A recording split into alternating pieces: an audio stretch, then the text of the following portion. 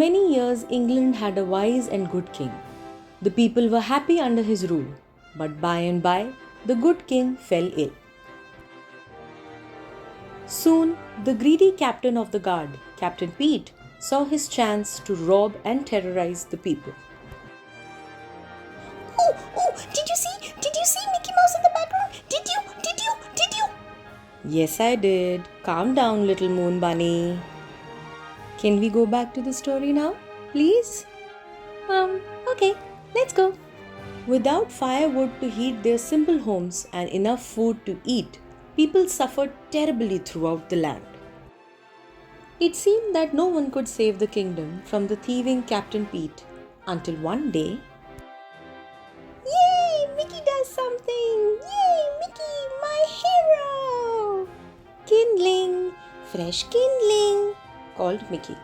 Beside him, Goofy shouted, "Get your snow cones here, plain and rock and twig." The two friends were hungry and cold too, but they tried to make the best of things. Suddenly, a coach full of Captain Pete's soldiers spun around a corner, spraying snow in Mickey's and Goofy's faces. Mickey's dog Pluto shook the snow from his snout and took off after them. Oh boy, wait! It's not safe to run after things like that. Mickey chased Pluto all the way to the castle. When one of Pete's guards caught sight of Mickey, he bowed so low that his nose almost touched the ground. "Welcome home, young prince," he said. "You fool!" growled Captain Pete. "Don't you know the prince is still up in his room?"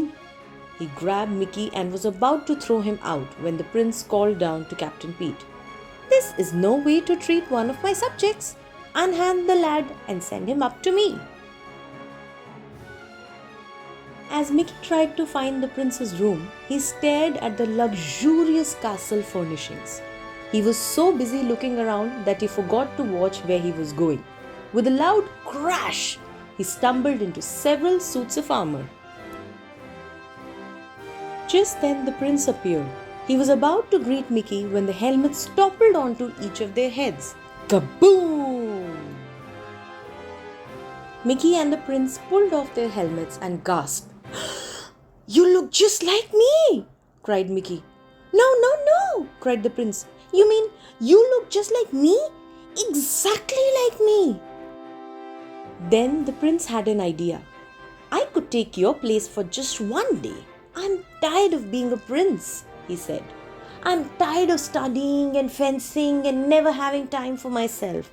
I'd like to see what's going on outside these castle walls." "If we swapped clothes," he told Mickey, "you could live like a prince for a while, and I could walk around the kingdom just like an ordinary citizen." "But I don't know how to be a prince," said Mickey. "Don't worry," said the prince, as he gave Mickey some royal clothes. "To govern, you need only to say, 'Splendid idea. I'm glad I thought of it.' And 'Guards, seize him!'" The prince put on Mickey's clothes, climbed through the window, and slid down a vine. "I'll be back in the wink of an eye," he called. Mistaking the prince for Mickey, Captain Pete grabbed him as soon as he reached the ground. Then he placed the prince in a catapult and fired him over the castle wall. "And stay out!" Captain Pete shouted. Oh look, he landed right in front of his friends. But why is he running away from them? Of course, the prince had no idea who Goofy was. "I'm Goofy, remember?" said Mickey's friend. "So I see, my good man," the prince mumbled. "But I really must be going. Ta-ta!" Now Goofy was really confused. Mickey had certainly never talked this way before. Once the prince managed to get away from Goofy, he began to enjoy his new surroundings. "What a nice little place," he said to himself. "I really must try to come here more often." The prince was enjoying his walk when he spotted a little dog. Because he'd never had a pet before, he thought it would be fun to play with the little fellow. But the little dog had bigger friends who thought chasing the prince was even more fun. Back at the castle, Mickey was quickly becoming bored with the life of a prince. He didn't like spending his day taking all those lessons, not when he could be eating instead. Mickey licked his lips as Donald, the prince's butler, carved a giant turkey. Mickey was about to help himself when Donald pushed him away. Your Highness, Said Donald. not yet. Remember, I have to taste it first. What if one of your enemies is trying to poison you? What enemies? Asked Mickey. But Donald didn't answer. His mouth was too full, and before Mickey could get a taste, Donald gobbled up everything on the platter. Outside the castle, the real prince quickly discovered that the greatest enemies of the townspeople were the king's own soldiers. Captain Pete had been ordering his men to steal everything they could carry. The prince was horrified. As your prince, I command you to give back everything that you have stolen, he declared. Prince? Scoffed a soldier. Oh, I get it. You forgot to wear your crown today, he said as he clobbered the prince with a pumpkin. How's that for a crown? Then the prince remembered something. I can prove I'm the prince, he shouted. He showed them his royal ring, the only thing he had brought from the castle. Everyone bowed before the prince when they saw it. Even the soldier who had a cart of stolen food. It is the prince, he cried. The prince quickly took charge of the food and began to give it back to the hungry people. He handed out loaves of bread and chickens, sausages and hams until all the food had been returned. Hooray for the prince! Shouted the happy crowd. Not everybody was happy about the prince's kindness, least of all Captain Pete's spies, who ran off to tell him about what the prince was up to. Pete quickly found the prince and had him thrown into the castle dungeon. Donald was imprisoned too. The prince wept as he sat on the cold stone floor because he had changed places with Mickey. He had not been with his father when the king died, and now Mickey the pauper would be crowned king. Suddenly, there was the sound of heavy footsteps.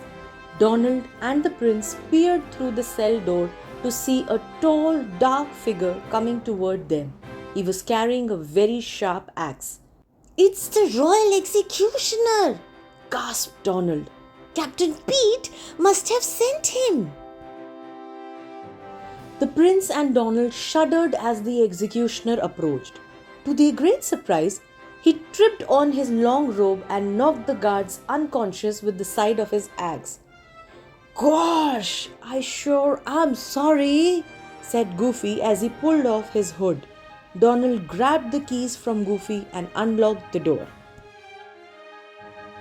Meanwhile, Captain Pete continued his evil plan. He was forcing Mickey to become the new king. To make sure that Mickey would obey his orders, Pete had kidnapped Pluto. Pete knew that Mickey would never do anything to put his dog in danger. With Mickey on the throne, Captain Pete would control the kingdom. Just as the crown was about to be placed on Mickey's head, Mickey ducked and said, "Stop! Captain Pete is a traitor! Guards, seize him!" "The boy is an impostor!" shouted Pete. "But I am not!" called out the prince, bursting into the room. As he rushed towards Captain Pete, he snatched a sword from a guard and the fight was on.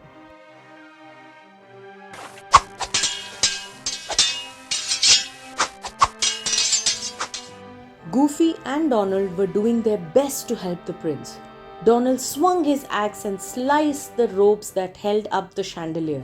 It fell down on a whole crowd of soldiers. When the brave prince knocked Pete's sword out of his hand, the townspeople cheered. "Off to the dungeon with him," commanded the prince. The townspeople tied up Pete and his men and led them away. Then it was time for the ceremony. The real prince was crowned king, and the people could feel safe once more with a kind and generous ruler. The people all lived happily ever after, thanks to Mickey, Goofy, and Donald.